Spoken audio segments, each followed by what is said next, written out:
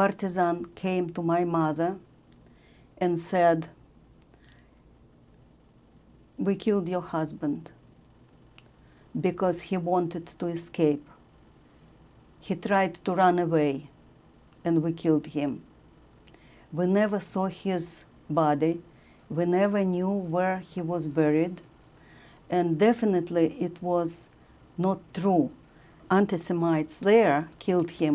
They thought that he was Jewish also because of family and everything. So they killed him. And they came to my mother, said he wanted to escape. He was working hard to bring us there and to fight Germans. He never would even think to leave us and to escape. In forests they lived. They built землянка, they called it, in the ground. So partisans were there, but in very close villages to this, Germans would not come to this close. They also were in the woods. Families, kids and women lived there. So this anti-Semite in the partisans, a lot of them were there.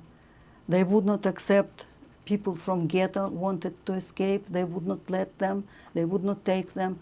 During the war, when my father found this detachment, he moved us, because we were under the danger, moved us to their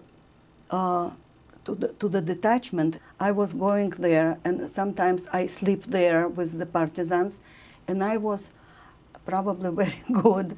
I was telling them children's stories, like сказки, and they liked it so much because their families were who knows where, and this little girl was telling them all the whatever, and I had known a lot.